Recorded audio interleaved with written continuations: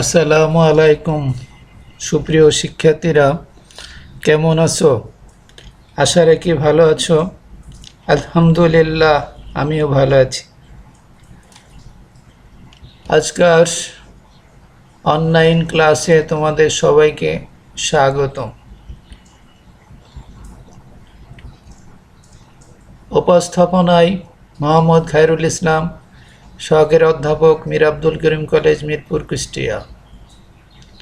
আজকের পাঠ ইসলামের ইতিহাস ও সংস্কৃতি, একাদশ শ্রেণী, অধ্যায় প্রথম, প্রাক ইসলামী আরব, প্রি ইসলামিক অ্যারাবিয়া, পাঠ 2 থেকে তোমাদের আজ ক্লাস নেব। প্রিয় শিক্ষার্থীবৃন্দ, নিচে প্রদর্শিত ছবিগুলো লক্ষ্য করো।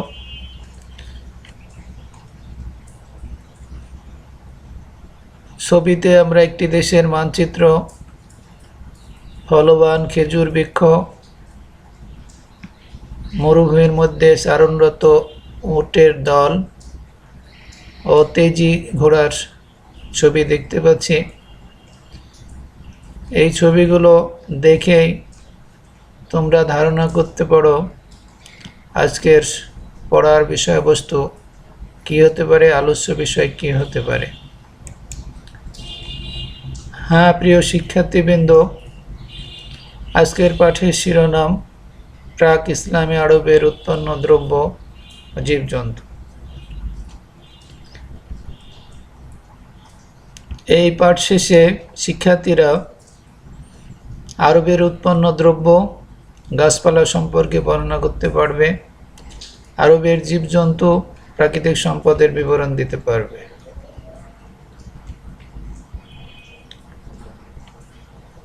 প্রিয় শিক্ষার্থীবৃন্দ, আরব মরুভূমির দেশ। আরবের অধিকাংশ এলাকা মরুময়, তাই শুষ্ক উষ্ণ আবহাওয়া, অনুর্বর ও লবণাক্ত ভূমির জন্য আরব উপদ্বীপে অধিক পরিমাণে শস্য উৎপাদিত হয় না। তবে আরব মরুভূমি, আরবের মরুদ্যান, সামান্য বৃষ্টিপ্রবণ এলাকায় যে সকল শস্যাদি উৎপন্ন হতো তা হল খেজুর, গম, বার্লি বা যব, ভুট্টা, ধান, আখ অন্যতম। খেজুর হেজাজ প্রদেশে, গম ও বার্লি ইয়েমেন ও মরুদ্যান সমূহে, ভুট্টা আরবের কয়েকটি অঞ্চলে, ধান ওমান ও আল হাসায়, আখ মরুদ্যান সমূহে জন্মাত। প্রিয় শিক্ষার্থীবৃন্দ, অন্যান্য ফসলাদি কফি, নীল, সরিষা, ইক্ষ, ওমান, ইয়েমেন ও তাইপে এই সমস্ত ফসলাদি জন্মাত।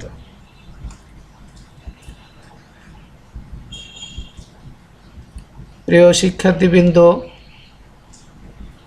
আমরা আরব দেশে দেখতে পাই সর্বত্র খেজুর। তাই খাদ্য হিসাবে আরববাসীরা, আরবের মানুষরা, আরবের বেদুইনরা খেজুরকে গ্রহণ করত। তাই নিয়ে আমরা এখন আলোকপাত করব। খেজুর আরবদের প্রধান উৎপাদিত ফসল। হেজাজ প্রদেশে প্রচুর খেজুর উৎপন্ন হতো। খেজুর আরবদের প্রধান খাদ্য। খেজুর ছাড়া তাদের জীবন ধারণ করা কষ্টকর ছিল।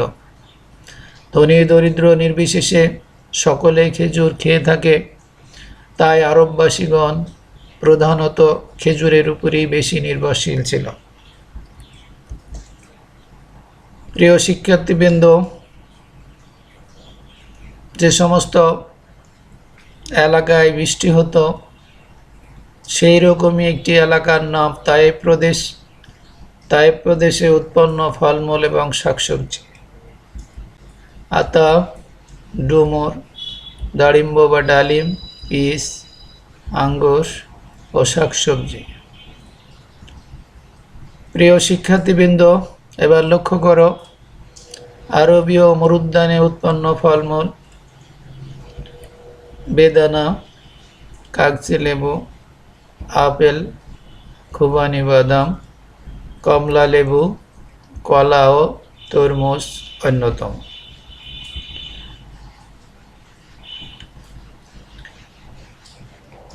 গাছপালা: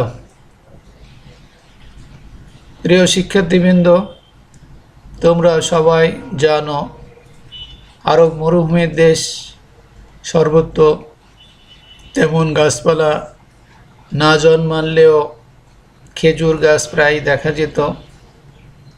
তাই খেজুরই ছিল বা খেজুর গাছই ছিল আরবের প্রধান বৃক্ষ। এছাড়া যে সমস্ত বৃক্ষাদি বা গাছপালা জন্মতো তা হলো গুগ্গুল বা ধুনা গাছ, গদের আঠা বিশিষ্ট গাছ, যে সমস্ত গাছের কাণ্ডে আঠা বা কষ বের হয় সে সমস্ত গাছকে গদের গাছ বলে, যেমন বাবলা গাছ, আমড়া গাছ, জিগা গাছ ইত্যাদি। চিরহরিৎ ঝাউ গাছ, বাবলা গাছ, সামা গাছ, কন্দ অর্থ কোয়াযুক্ত মশলা জাতীয় আরবে এই ফসল জন্মাতো, যেমন রসুন, পেঁয়াজ। মশলা জাতীয় সোনামুখীও আরবে পাওয়া যেত।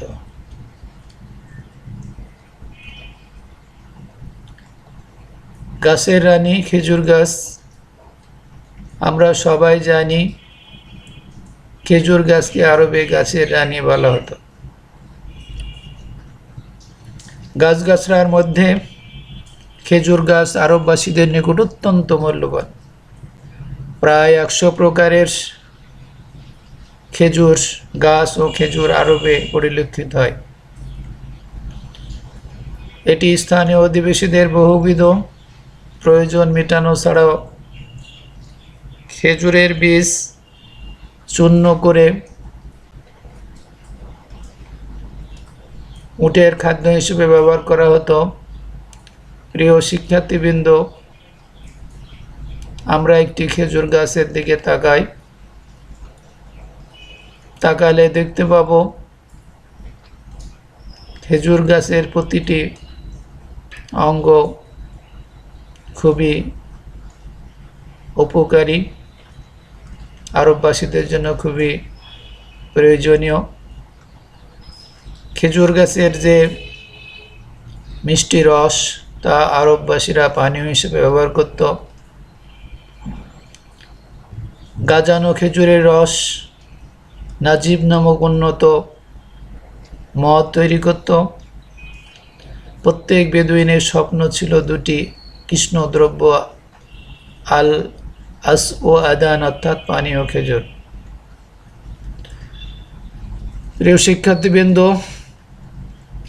লক্ষ্য করো, এই যে খেজুর গাছের কাণ্ড দেখতে পাচ্ছ, এই কাণ্ড ফাড়াই করে তারা গৃহ নির্মাণ এবং জ্বালানির কাজে ব্যবহার করত। খেজুর গাছ কাণ্ড দিয়ে তারা খুঁটি বানাতো, ডাল দিয়ে তারা বেড়া বাঁধত, আঁশ দিয়ে তারা দড়ির কাজ করত। সুতরাং আমরা বলতে পারি খেজুর গাছের প্রতিটি অঙ্গই কাজে লাগত।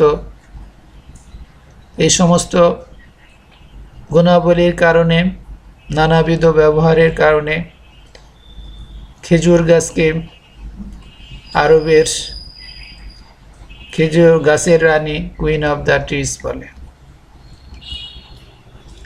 প্রিয় শিক্ষার্থীবৃন্দ, আরবের গৃহপালিত পশু, ডোমেস্টিক অ্যানিম্যাল, মরুময় আরব দেশে সর্বত্রই উট দেখা যেত। উট ছাড়াও যে সমস্ত গৃহপালিত পশু দেখা যেত তা হলো ঘোড়া, সাধারণ কুকুর, শিকারি কুকুর, বিড়াল, ভেড়া, ছাগল, গাধা ও দুম্বা।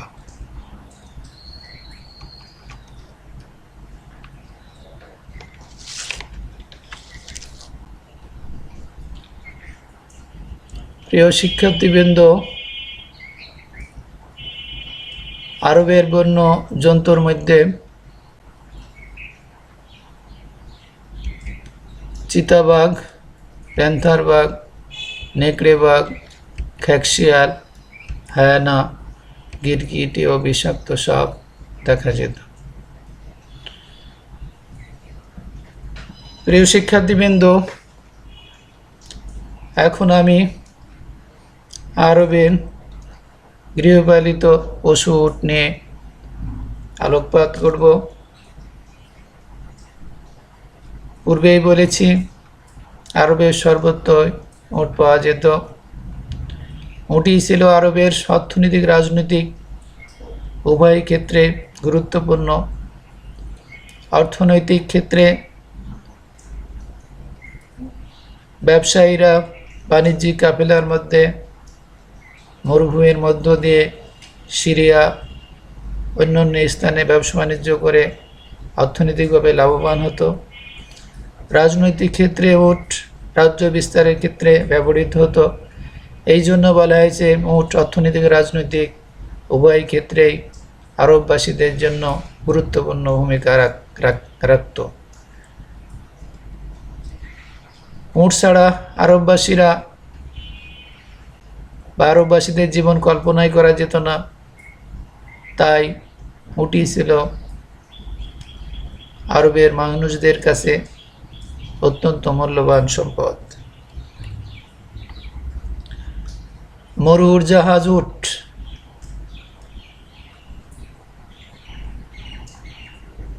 উট ছাড়া মরু অঞ্চলে কখনো মানুষের বসবাসের উপযোগী হয়ে উঠত না। উট ছিল আরবদের ধাত্রী সম। আমরা জানি মায়ের অবর্তমানে শিশু সন্তানকে ধাত্রীমাতারা লালিত পালিত করে থাকে। সেই রকমই উট আরবদের নিকট ধাত্রী সম ছিল। আরবের নৌ চলাচলের কোনো নদ নদী না থাকায় উত্তপ্ত মরুভূমিতে আরবদের ব্যবসা বাণিজ্যের একমাত্র প্রধান বাহন ছিল। প্রিয় শিক্ষার্থীবৃন্দ, এভাবেই আরবের বেদুইনরা, আরবের অধিবাসীরা তাদের মালামাল, গুরুত্বপূর্ণ জিনিসপত্র মরুভূমির ভিতর দিয়ে উটের মাধ্যমে এক স্থান থেকে আরেক স্থানে নিয়ে যেত। ব্যবসায়ীরা তাদের বাণিজ্যিক কাজে উটকে ব্যবহার করত।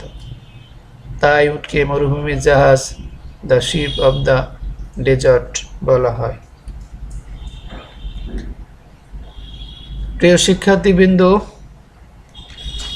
এখন আমরা দেখব উটের নানাবিধ ব্যবহার। আরবের উটের ব্যবহার ছিল বিচিত্র ধরনের। উট খাদ্য পানীয় যোগাত এবং ক্রয় বিক্রয়ের মাধ্যমে হিসেবে বিবেচিত। উট ছিল আরববাসীদের নিত্য সহচর ও পথের বন্ধু। উটের মাংস তাদের কাছে প্রিয় উপাদেয় এবং পুষ্টিকর খাদ্য ছিল। উটের দুধ খেয়ে তারা পিপাসা নিবারণ করত।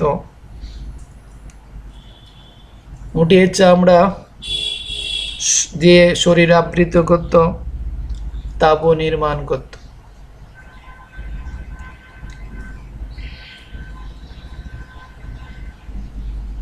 বিয়ের সময় কনের পক্ষ থেকে বর পক্ষকে যৌতুক দেওয়া হতো উটের মাধ্যমে, উট দিয়েই। আমরা জানি আরবে যুদ্ধ বিগ্রহ লেগেই থাকত।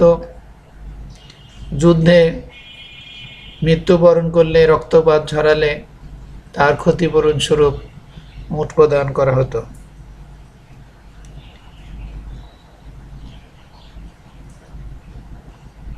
সম্পদের হিসাব করা হতো উটের মাধ্যমে। যাদের সম্পদ বেশি তাদের উটের পরিমাণে বেশি থাকতো, অর্থাৎ উটের পরিমাণের উপর নির্ভর করে কে কত সম্পদশালী সেটা বিবেচ্য হতো। উটের পশম দিয়ে পোশাক তৈরি করা হতো, উটের মল দ্বারা জ্বালানি তৈরি করে তা ব্যবহার করা হতো, উটের মূত্র বা প্রস্রাব মস্তিষ্ক রোগের টনিক হিসাবে কাজ করত। সম্ভবত এই সব কারণেই হযরত ওমর রাদিয়াল্লাহু আনহু বলেছেন, উট যেখানে উন্নত আরবরাও সেখানে উন্নত। প্রিয় শিক্ষার্থীবৃন্দ, ইতিপূর্বেই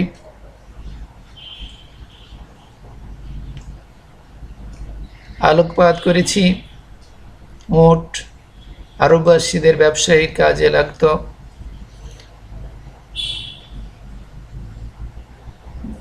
আরববাসীরা উটের মাধ্যমে, উটের পিঠে চড়ে দলবদ্ধভাবে মরুভূমির মধ্য দিয়ে এক স্থান থেকে আরেক স্থান, এক দেশ থেকে আরেক দেশে ব্যবসা বাণিজ্য করত। উট অতি কষ্ট সহিষ্ণু প্রাণী। শীতকালে প্রায় 25 দিন, গ্রীষ্মকালে 15 দিন পানি পান না করে থাকতে পারায় রাজ্য বিস্তার, ব্যবসা বাণিজ্যের ক্ষেত্রে উত্তম বাহন হিসেবে মুখ্য ভূমিকা রাখত। অর্থাৎ আরববাসীরা তাদের ব্যবসা বাণিজ্য পরিচালনা করার জন্য উটকে বাণিজ্যিক কাফেলা হিসেবে ব্যবহার করত। প্রিয় শিক্ষার্থীবৃন্দ, কাফেলা অর্থ দল। ব্যবসা বাণিজ্যের উদ্দেশ্যে আরববাসীরা, আরব বেদুইনরা উটকে এভাবেই দলবদ্ধভাবে এক স্থান হতে অন্য স্থানে নিয়ে যেত।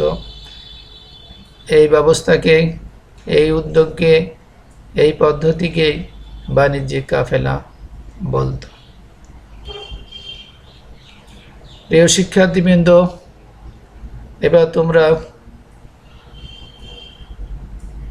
লক্ষ্য করো আরবীয় ঘোড়া, অ্যারাবিয়ান হর্স। আরবের দ্রুতগামী তেজি ঘোড়া বিশ্ববিখ্যাত।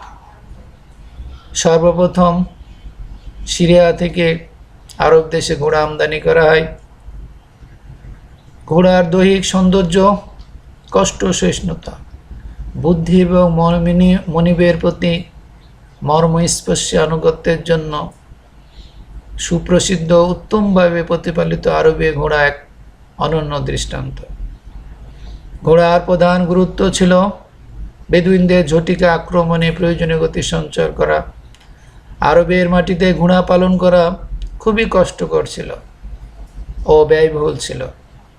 কেবল বিত্তবানরাই ঘোড়ার মালিক ছিল। সুতরাং কারো ঘোড়া থাকার অর্থই ছিল সে একজন বিত্তবান মানুষ। প্রিয় শিক্ষার্থীবৃন্দ, এবার লক্ষ্য করো ঘোড়ার নানাবিধ ব্যবহার। আরবের অধিবাসীরা, আরবের মানুষরা ঘোড়াকে নানা কাজে ব্যবহার করত।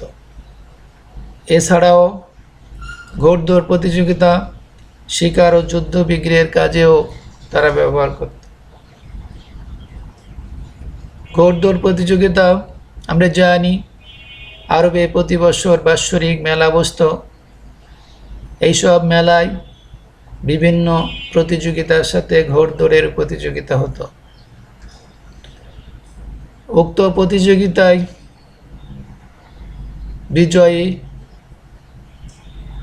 ঘোড়দৌড়বিদদের মূল্যবান পুরস্কার প্রদান করে সম্মানিত করা হতো।